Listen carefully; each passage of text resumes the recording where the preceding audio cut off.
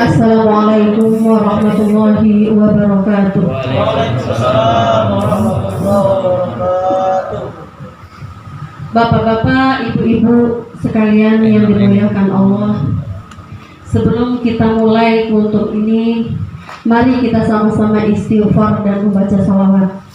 Semoga dengan istighfar kita nanti apa yang kita lakukan hari ini mendapat ridho dari Allah Subhanahu wa Ta'ala, dan dengan membaca salawat kita mendapatkan syafaat dari Rasulullah SAW.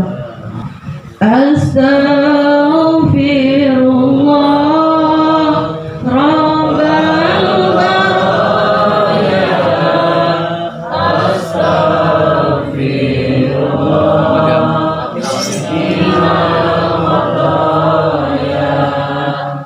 Astaghfirullah wa nastaghfiruhu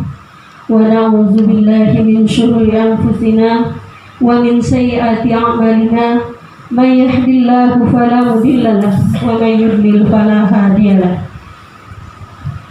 Asyhadu an la ilaha illallah wahdahu la syarika lahu wa asyhadu anna Muhammadan 'abduhu wa rasuluhu la nabiyya ba'dahu.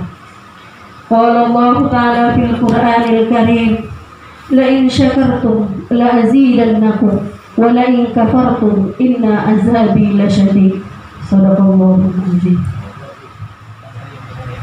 Puji dan syukur marilah kita panjatkan kehadirat Allah Subhanahu wa Ta'ala yang telah menciptakan bumi tanpa tiang, menciptakan langit tanpa tali gantungan, dan menciptakan gunung-gunung sebagai pasar, serta menciptakan manusia sebagai khalifah di muka bumi ini, yang nantinya, yang insya Allah akan menjadi pemimpin umat yang akan membawa manusia minaz zulumati ilan nur.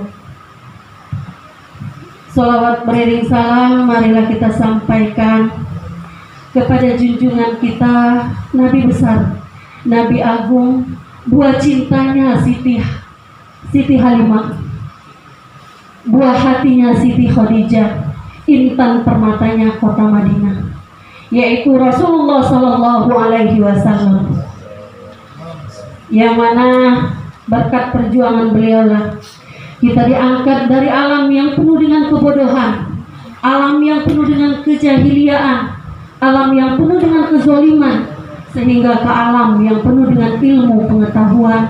Saya membacakan surat Ali Imran ayat 190 yang berbunyi, Inna fi khalqis samawati wal ard wa ikhtilafil laili wan nahar la ayatin li ulil albab. Yang artinya sesungguhnya dalam penciptaan langit dan bumi, perputaran antara siang dan malam, terdapat tanda-tanda kebesaran Allah bagi orang-orang yang mau berpikir. Siapakah mereka itu?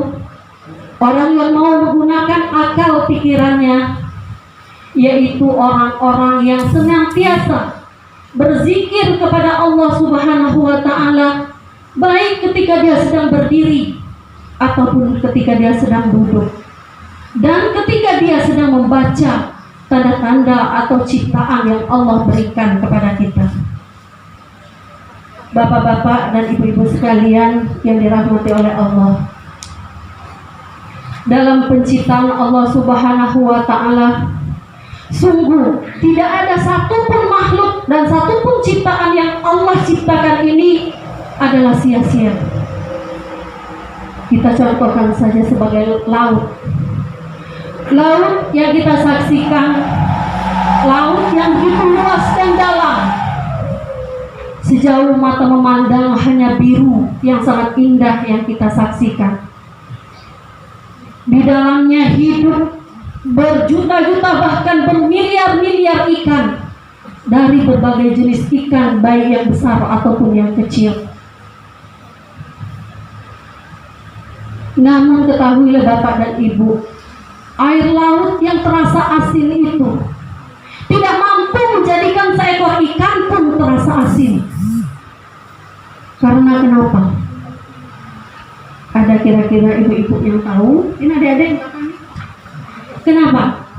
Ikan yang puluhan tahun hidup di dasar laut dan hidup di laut yang airnya begitu asin, tetapi sungguh tidak mampu menjadikan ikan itu menjadi ikan asin. Ya, coba kalau kita angkat jadi ikan asin kan? Nah, kenapa? Ada apa kira-kira? Nunggu digoreng dulu baru asin kan? Nah, jawabannya sangat mudah, wahai saudara-saudaraku sekalian yang dirahmati oleh Allah.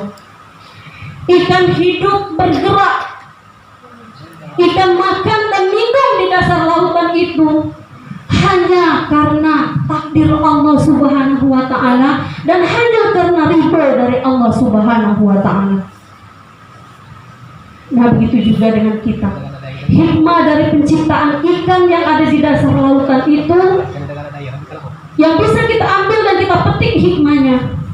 Mari kita hidup di atas muka bumi ini, kita jalani kehidupan yang ada di muka bumi ini, kita makan, kita minum, dan kita bergerak hanya yang Allah ridhoi saja. Insya Allah, jika Allah sudah meridhoi kita, maka kita akan terhindar dari fitnah-fitnah yang begitu banyak dan begitu kejam di dunia ini. Sebagaimana Allah melindungi, Allah meridhoi ikan yang ada di lautan sehingga tidak menjadi asin. Jadi Allah memisahkan itu. Amin. Allahumma amin. Pada saat ini kita sedang melaksanakan ibadah Ramadan. Sungguh ini adalah suatu momentum yang sangat besar sekali, yang sangat membuat kita bahagia karena Allah sudah mempertemukan kita dengan Ramadan di tahun ini. Karena kenapa? Yang kebahagiaan yang pertama adalah ketika kita berbuka, dan kebahagiaan yang kedua adalah ketika kita menemui Rabb-nya, atau ketika kita menemui Allah Azza wa Jalla nantinya.